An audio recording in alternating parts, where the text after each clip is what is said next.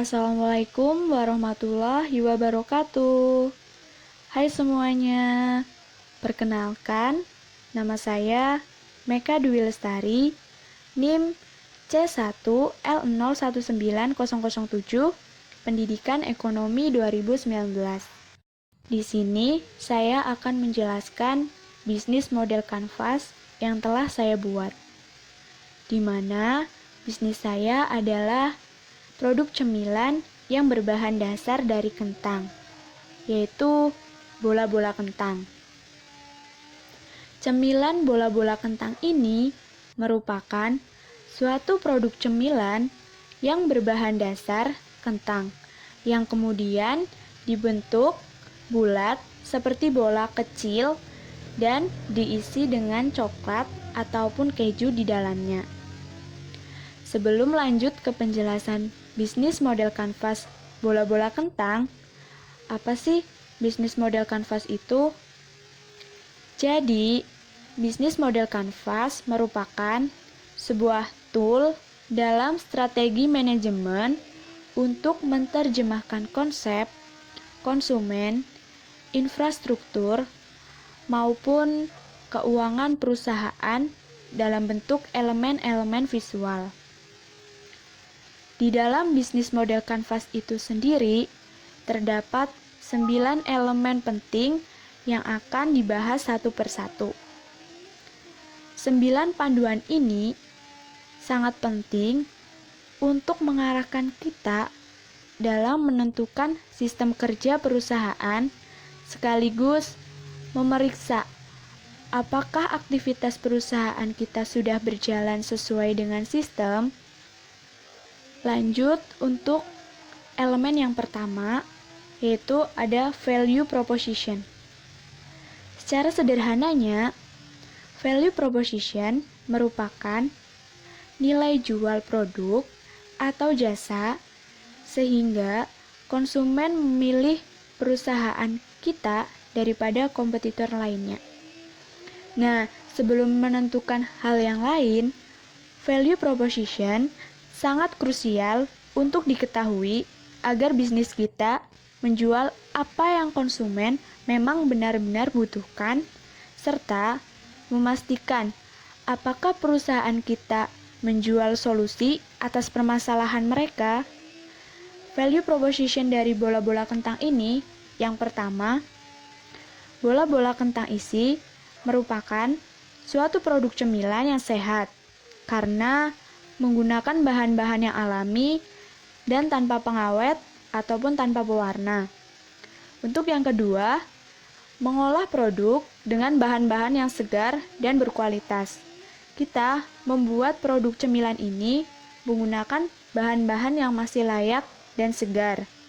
Untuk yang ketiga, memberikan pelayanan yang baik kepada konsumen, seperti melayaninya dengan ramah, sabar, ataupun sopan agar konsumen merasa nyaman serta senang. Lanjut untuk elemen yang kedua, ada customer segment. Setelah kita menentukan value proposition, kemudian kita menentukan customer segment atau segmentasi konsumen kita. Value proposition saling berkaitan erat dengan segmentasi konsumen atau customer segment. Target konsumen bisa dibagi menjadi berbagai segmen sesuai dengan kebutuhan. Misalnya, berdasarkan usia, berdasarkan gender, hobi, maupun tingkat konsumerisme. Customer segmen dari bola-bola kentang, yang pertama masyarakat umum, yang kedua anak-anak, yang ketiga pelajar, dan yang keempat, mahasiswa. Cemilan bola-bola kentang ini dapat dikonsumsi oleh masyarakat umum, oleh semua kalangan masyarakat, baik anak-anak, orang tua, dewasa, remaja, dan lain-lain. Karena menggunakan bahan yang segar dan berkualitas tinggi, tanpa pengawet, ataupun tanpa bahan-bahan yang berbahaya. Untuk yang ketiga, customer relationship.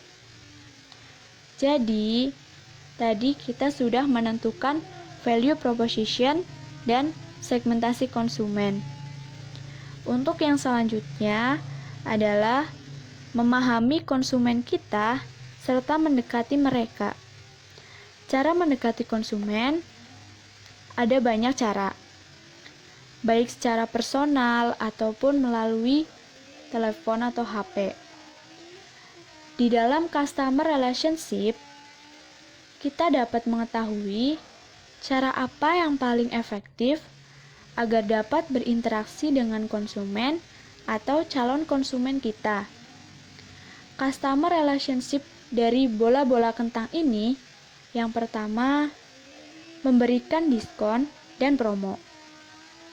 Pemberian promo atau diskon ini akan menarik konsumen untuk membelinya. Untuk yang kedua, ada sistem delivery order atau DO. Sistem delivery order ini akan memudahkan konsumen yang malas keluar rumah atau mager, tapi tetap ingin ngemil. Agar dapat mempermudah itu, dalam perusahaan kami akan mengadakan sistem DO agar dapat memenuhi keinginan pelanggan ataupun konsumen serta mendekatinya. Selanjutnya, untuk elemen yang keempat, yaitu channels. Di bagian customer relationship, kita sudah membahas cara pendekatan atau cara mendekati konsumen kita sesuai dengan bahasa dan interest mereka. Sekarang, kita akan benar-benar menemui dan berbicara kepada konsumen kita. Dapat dikatakan pula bahwa channels merupakan tempat pertemuan kita dengan konsumen kita. Channels dalam bisnis bola-bola kentang ini adalah yang pertama ada toko roti, di mana bola-bola kentang akan lebih mudah dijangkau atau dijumpai oleh konsumen. Untuk yang kedua, ada supermarket. Untuk yang ketiga, media sosial. Produk akan banyak dilihat melalui media sosial, karena dapat kita lihat pada sekarang ini, rata-rata semua orang sudah mengenal teknologi dan melihat segala sesuatunya melalui teknologi. Media sosial yang saya gunakan, yang pertama WhatsApp, Instagram, Facebook, ataupun media sosial yang lainnya. Untuk elemen yang kelima, key activities. Key activities ini merupakan aktivitas bisnis kita yang dijalankan sehari-hari agar dapat mencapai value proposition. Key activities dari bola-bola kentang, yang pertama, pembelian bahan baku. Langkah yang paling awal adalah membeli bahan baku ke pasar tradisional atau ke petani kentang. Untuk yang kedua adalah produksi. Selanjutnya, setelah proses pembelian bahan baku adalah proses produksi atau mengolah bahan baku yaitu kentang menjadi produk cemilan bola-bola kentang. Untuk yang ketiga, ada pengemasan. Setelah produksi selesai, selanjutnya adalah proses pengemasan produk. Produk tersebut dikemas dengan packaging yang menarik untuk memikat para pembeli. Untuk yang keempat adalah pemasaran. Setelah dikemas, produk akan dipasarkan serta dijual kepada konsumen, baik secara langsung ataupun online. Untuk yang kelima adalah melakukan evaluasi serta inovasi terhadap produk. Tujuan evaluasi dan inovasi terhadap produk ini adalah untuk menjadikan produk menjadi produk yang lebih baik lagi, atau bahkan akan menambah variasi ataupun bentuk. Untuk elemen yang keenam adalah key result. Agar tetap kompetitif di dalam industri bisnis yang sedang kita geluti sekarang ini, kita akan sangat membutuhkan sumber daya yang tepat. Karena hal tersebut merupakan aset yang kita miliki sekarang ini untuk mendukung perusahaan kita. Kayak resort dari bola-bola kentang, yang pertama adalah peralatan serta perlengkapan proses produksi. Proses produksi dari bola-bola kentang ini sangat memerlukan beberapa perlengkapan serta peralatan. Untuk yang kedua, SDM atau sumber daya manusia. Produk kami sangat membutuhkan manusia atau karyawan yang akan mengolah atau memproduksi bola-bola kentang. Untuk yang ketiga, kendaraan untuk pengambilan bahan baku. Karena bahan baku yang dibeli di tempat terdekat, jadi dapat diambil oleh karyawan. Untuk elemen yang ketujuh, yaitu key partner. Dalam sebuah bisnis, tentunya kita membutuhkan partner kerja yang dapat mendukung perusahaan kita. Jadi, jika sampai saat ini kalian ataupun saya belum menemukan keunikan dari produk atau jasa kita, itu karena kurangnya networking. Jadi, kita membutuhkan partner kerja yang dapat membantu kita mencapai value proposition. Key partner dari bola-bola kentang ini yang pertama adalah penjual kentang, di mana bola-bola kentang sangat membutuhkan bahan-bahan dasar yang segar dan berkualitas.